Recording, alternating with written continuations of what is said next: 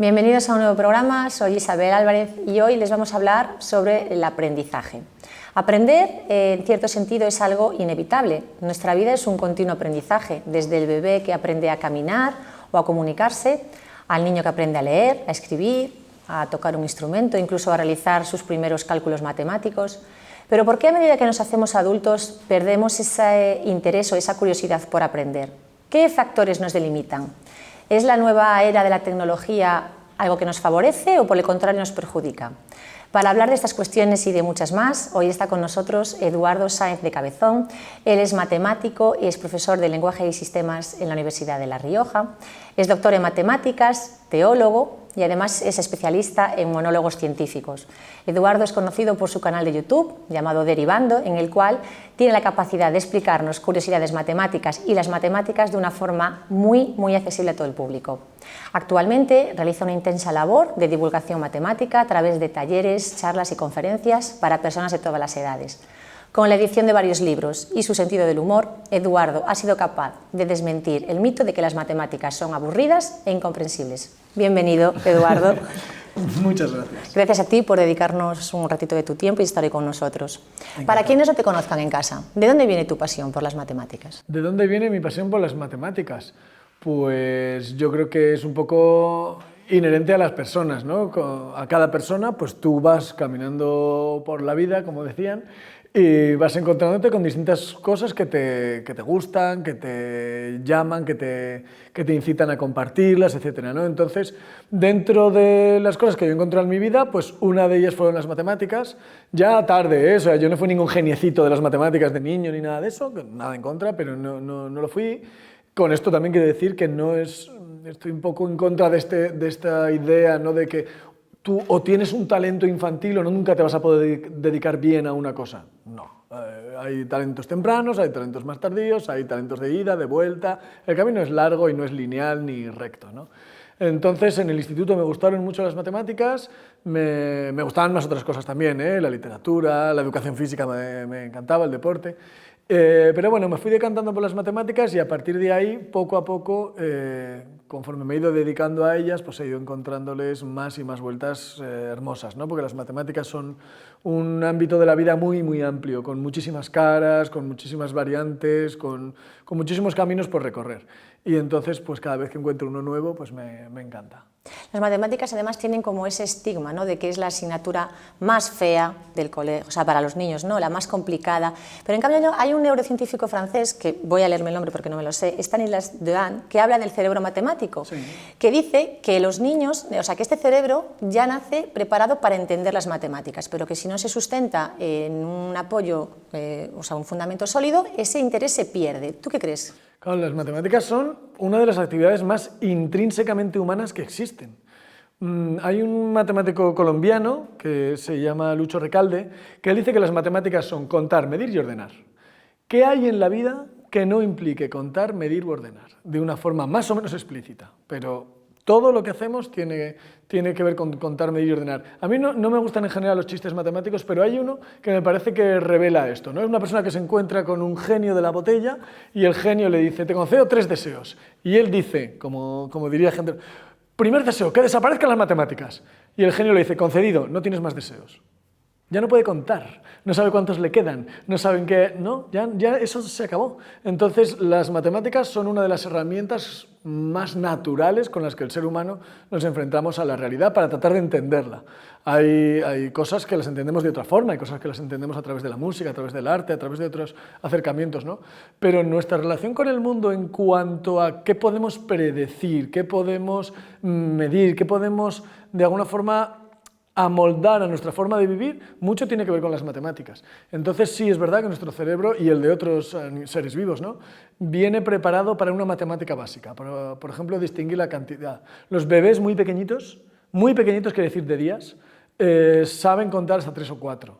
Y hay varios experimentos maravillosos, los experimentos con bebés, quiero decir los experimentos ecológicos con bebés, no, experimentos con bebés son maravillosos porque te enseñan cómo hay cosas que creemos que a veces son aprendidas o que tienen que ver con nuestro entorno y que sin embargo ya se sabe hace tiempo que el cerebro del bebé no es una tabla rasa que viene en blanco y que en cuanto sale de la madre empieza a impregnarse del entorno, ¿no? Ya viene preparado para varias cosas y entre ellas está la distinción de la cantidad. Ponen a bebés muy pequeñitos con un chupetito, así, y les van cambiando estímulos y cuando el bebé se sorprende aumenta la velocidad de succión o la intensidad de la succión.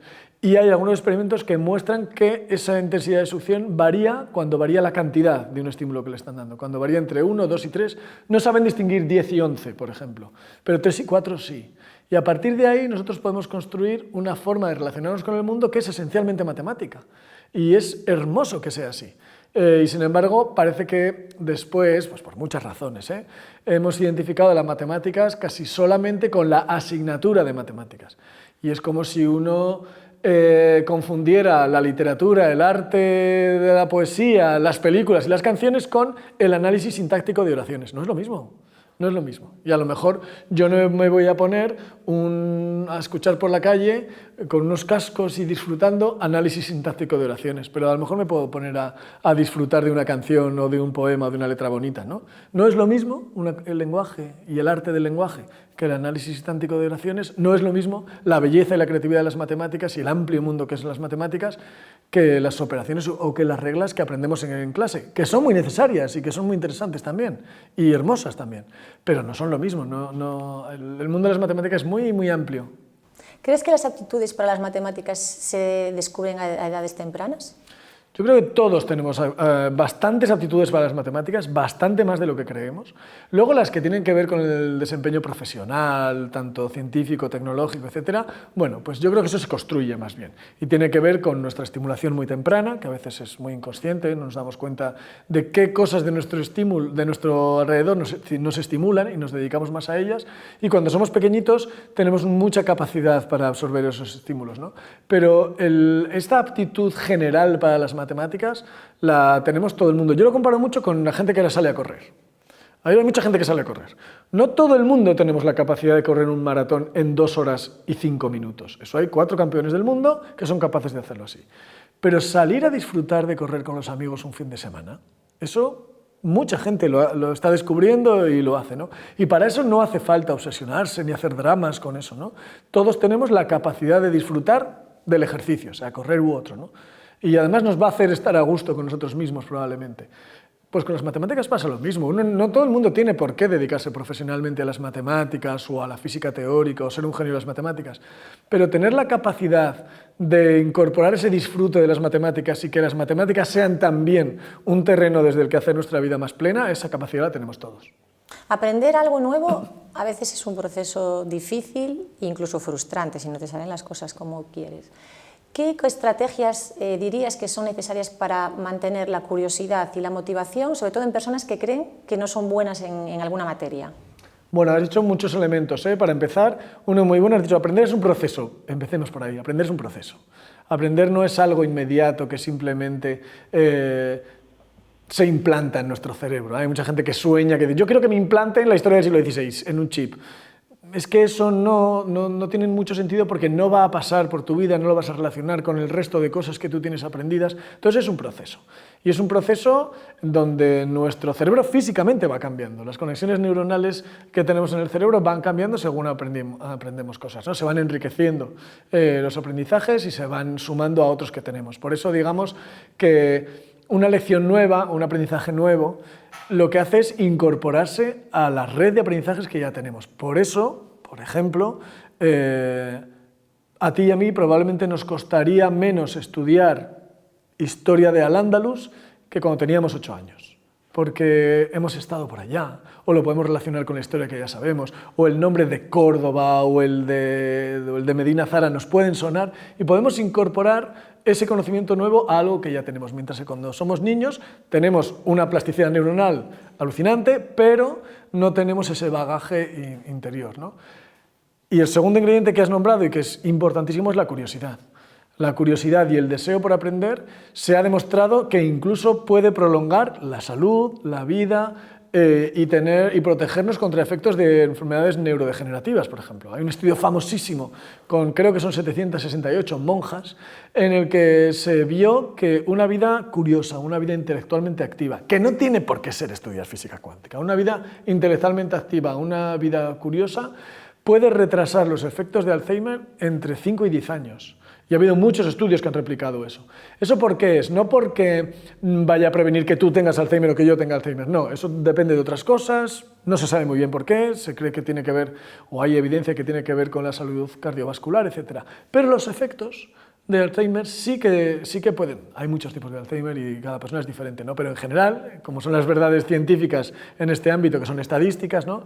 Estadísticamente se ve que una persona que está intelectualmente activa, digamos, por usar una metáfora, que el árbol de conexiones que Alzheimer trata de podar y cortar, le va a costar más hacerlo si es más rico en ramificaciones, si tiene más ramas, más hojas, más frutos. Si no lo he cultivado, en 2 podas eso se va a quedar muy desnudo. Sí, va a ayudar a que esas neuronas estén como más conectadas entre sí. Eso es, que tengas más lugares de acceso.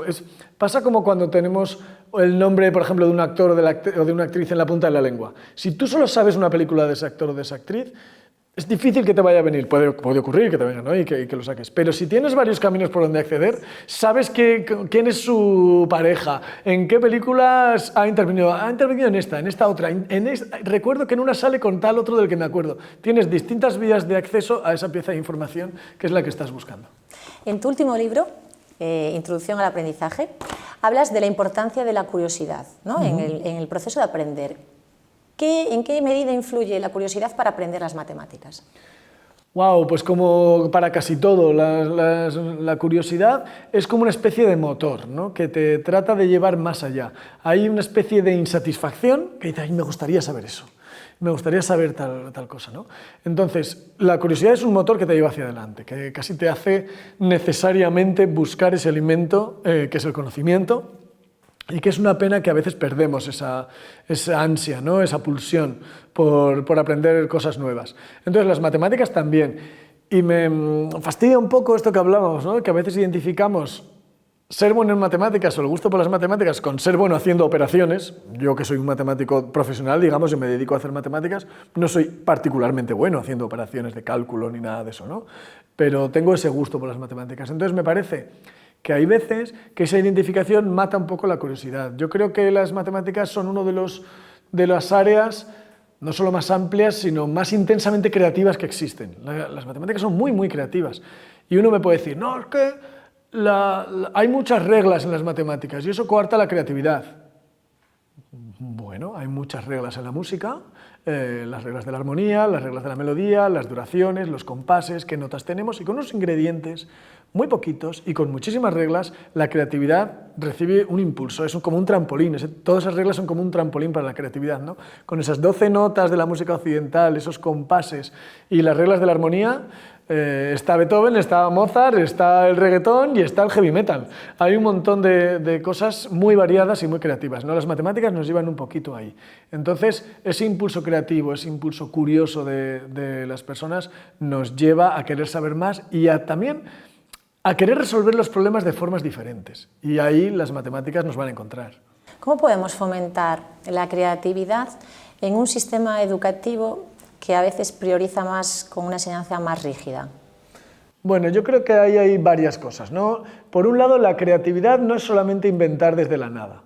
O sea, uno para ser creativo tiene que tener un paisaje interior rico, tiene que tener conocimientos. Si tú no tienes cosas dentro de la cabeza, no puedes mezclarlas, no puedes conectarlas, no puedes utilizarlas como ingredientes para hacer cosas nuevas. Entonces, por un lado, hay que adquirir conocimientos, que hay veces que se pone en contraposición la memorización con la creatividad. Una no puede sustituir a la otra. Yo no puedo sustituir la comprensión y la creatividad con memorización, pero hay cosas de la memorización que son insustituibles. Entonces uno tiene que tener conocimientos dentro. Y teniendo conocimientos dentro es capaz de mezclarlos y de unirlos y de conectarlos de formas diferentes y en parte eso es la creatividad. Entonces la creatividad tiene, por un lado, esa pista de aterrizaje para las ideas, genera un paisaje variado y un paisaje rico y un paisaje poblado de conocimientos, de conceptos, etcétera, para luego tú poderlos usar de una forma nueva, que es lo que tiene la creatividad, de una forma nueva y mejor, si quieres, ¿no? Y luego tienes que tener también el contexto. Te pongo un ejemplito. Si a mí se me ocurre, hay varias piezas, por ejemplo, de Chopin. Chopin tiene varias piezas, varios estudios que son, el motivo melódico es muy sencillo, una melodía muy sencillita, 4 notas, que se me podían ocurrir a mí, y a ti, y a cualquiera. Tú vas por la calle y de repente se te ocurre mezclar 4 notas. Yo no tengo el bagaje, el conocimiento que tenía Chopin. Entonces, yo con esas 4 notas puedo hacer muy poquito. Chopin hace maravillas. Entonces, no solamente es tener una idea, no solamente es tener... La creatividad no solamente se trata de la chispa, es necesaria la chispa, pero esa chispa tiene que caer en un sitio donde pueda arder, donde haya buena maderita preparada para que eso haga un buen fuego, ¿no? Una chispa no hace una hoguera. Una chispa es capaz de encender una hoguera, pero solo si hay buen combustible. Y parte del combustible es lo que adquirimos en la escuela. Y está bien que la escuela nos enseñe todos esos conocimientos, pero también está bien que nos impulse a querer aprender más. Yo creo que hay un único objetivo, entiendo yo, para la escuela obligatoria, la primaria y la secundaria, y es que nuestros niños, que nuestras niñas salgan de cuarto de la ESO, voy a poner, queriendo saber más, con ganas de saber, con amor por el conocimiento. Creo que ese sería el único objetivo de la escuela. Si una persona ha terminado la secundaria diciendo yo no quiero saber nada más de estudiar ni de aprender en toda mi vida, pues hay un fracaso, probablemente compartido entre esa persona y el sistema educativo, pero ahí hay un fracaso, porque realmente el único objetivo, yo diría, de la educación secundaria es que, aparte de entrar, que el bagaje anterior de lo que ha hecho nuestras generaciones anteriores pues pueda ser continuado, el decir, bueno, y ahora se me acaba de abrir un horizonte de posibilidades. La vida es mucho más plena si nos decidimos a aprender cosas, ¿no? Y hay veces que la aparcamos demasiado, aparcamos el aprendizaje como, bueno, para el tiempo libre o para no sé qué, es una actitud vital. En un mundo lleno de información, donde tenemos tutoriales al alcance de cualquiera, cursos, talleres de estos rápidos en 2 días online, ¿qué habilidades crees que es esencial para estudiar o aprender de una manera eficaz y que no consumamos información pasivamente, que no sea consumir por consumir información? La implicación con lo que estás aprendiendo. Yo creo que eso es lo que tenemos que buscar. A la gente que habla de la psicología del aprendizaje le llama la dificultad deseable. Es decir, que aquello que yo esté aprendiendo, yo esté implicado con ese aprendizaje. Por ejemplo, hay un experimento muy conocido en el que se trata de memorización, de aprender una lista de palabras. Entonces ponían 2 grupos y un grupo control, que siempre se hacen estos experimentos. Un grupo control es uno en el que no metemos variables que queremos mirar, sino que es un grupo que hace las cosas como se ha hecho habitualmente, ¿no? En este experimento se ponían 2 grupos en el que aprendían una lista de palabras. A un grupo se le decía que mientras hacía esta tarea de memorización, mirara si esas palabras estaban escritas en mayúscula o en minúscula. Y al otro grupo se le pedía que mientras aprendían esas mismas palabras, las mismas listas de palabras, se fijaran en si esas palabras eran verbos, sustantivos, adjetivos o adverbios. Bueno, se les dio los minutos para memorizar y se les preguntaron las palabras, ¿no? Los 2 grupos eran capaces de evocar más o menos el mismo número de palabras en media, unos minutos después de haber hecho el ejercicio. Una semana después, este grupo, el grupo que había tenido la tarea de mayúsculas y minúsculas, era capaz de memorizar bastantes menos palabras, en media, que el grupo que había tenido que analizar si eran sustantivos, etc. ¿Por qué? Porque habían tenido menos implicación. La tarea de detectar si son mayúsculas o minúsculas es más fácil, es mucho menos exigente intelectualmente que la de detectar si son sustantivos, si son adjetivos, que implica, perdón por la redundancia, una implicación mayor de la persona con esas palabras. Entonces, esa dificultad deseable es lo que nos hace, es el aprendizaje más eficiente. Por eso ejercitar, la práctica, una práctica con sentido, es muy importante que tengamos un feedback inmediato a nuestra práctica o un feedback con significado, bien de tiempo. ¿No? El feedback es la corrección, ¿no? Esta retroalimentación sobre lo que estamos haciendo. Si uno se pone a ensayar tiros a canasta en baloncesto y lo mira, tú puedes, después de cada tiro, ver si tengo que lanzar más fuerte, más lejos, más cerca, más a la derecha, más a la izquierda. Si uno lo hace con los ojos vendados y después de 10 tiros le quitan la venda y le dicen, mira, el primero, el tercero y el séptimo han ido a la izquierda, No, ese es un feedback que no es adecuado, porque no te permite en cada intento ensayar, ¿no? Corregir. Entonces, para mí creo que es muy importante un feedback adecuado, el saber si tus progresos, una forma de evaluar tus progresos y sobre todo, si con una cosa me tendría que quedar, es con la implicación en el proceso de aprendizaje. Entonces, hacer tareas que te permitan implicarte y sobre todo de una forma variada, ¿no? El mismo conocimiento, acceder a él desde distintos lugares para que nuestro cerebro detecte, uy, nuestro cerebro, que es muy listo, dicen, me están llamando la atención sobre este concepto desde este punto de vista, desde este punto de vista, desde este punto de vista, desde este punto de vista. Esto debe ser importante, vamos a recordarlo, vamos a guardarlo. Porque si es algo como muy anecdótico, nuestro cerebro tiene muchas cosas, tiene muchos estímulos por todos lados, dice, bueno, aquí hay que seleccionar lo importante porque todo no me cabe. Estamos en una nueva era digital, la inteligencia artificial, la tecnología. ¿Tú crees que el profesorado podrá ser o puede ser sustituido por un profesor virtual? No. Pero es verdad que nuestras maneras de enseñar tienen que cambiar. Pero no tienen que cambiar porque tengamos herramientas nuevas solamente, sino cambiar porque el contexto ha cambiado. Entonces no podemos educarnos, aprender y educar de forma indiferente al contexto. Entonces, la educación en un mundo en el que no existía la escritura es distinta a la educación en un mundo donde hay escritura. La educación en un mundo donde existen medios audiovisuales es distinta a una educación en un mundo donde eso no existe. La educación en un mundo donde existe inteligencia artificial es distinta a la educación en un mundo en el que no existe. Pero no porque los contenidos o los métodos deban cambiar necesariamente, aunque habrán de adaptarse, ¿no? Sino simplemente porque el contexto es distinto. ¿En qué momento tenemos que meter esto? Y ahora estamos aprendiéndolo, porque la inteligencia artificial está cambiando mucho el contexto de muchas cosas. Y estamos en un momento de cambio. Y un momento de cambio genera incertidumbre, genera adaptación y genera errores también, y genera equivocaciones, por supuesto.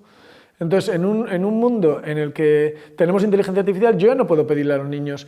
primero tengo que pensar si, por ejemplo, los niños es necesario que aprendan a hacer resumen de un texto. ¿Es necesario eso? Si decido que sí, entonces ¿qué medios pongo para que lo aprendan? ¿Mandarles que hagan resumen en casa? A lo mejor no es lo más adecuado si no lo van a hacer, porque lo va a hacer una inteligencia artificial. Entonces no me sirve de nada. A lo mejor lo que puedo decirles es, mirad, pídele a esta inteligencia artificial, a esta y a esta, que te hagan un resumen de estos 4 textos y tú dime cuál es el mejor y por qué. Entonces, ahí esos chavales sí que van a tener que implicarse con la tarea de qué significa hacer un resumen de un texto y luego yo puedo ir en clase y en clase sí que lo produzcan ellos, ¿no? Y dependiendo de qué estamos enseñando y en qué momento introducimos la tecnología o no. Nosotros no introducimos la calculadora en primaria cuando están aprendiendo a sumar. Y sin embargo, ¿qué ingeniero no usa calculadora? No tendría sentido que no usara la calculadora un ingeniero, ¿no? Entonces la tecnología se adecua también al momento del aprendizaje. Eso iba. ¿En qué momento, qué podemos hacer para aprovechar la tecnología para nuestros hijos, que pues eso, en primaria, por ejemplo, y en secundaria, pero que sea una oportunidad para que, por ejemplo, puedan aprender las matemáticas, que no se convierta en un obstáculo? A mí me gusta mucho ir a los principios básicos en casi todo, ¿no? Yo creo que es defecto de matemático esto. Entonces, me gusta ir a las definiciones y a los principios básicos. Entonces, cuando estamos en un proceso de enseñanza, ¿cuál es la cadena de conceptos que vamos encadenando para diseñar el proceso de aprendizaje? Primero vemos el contexto en el que estamos.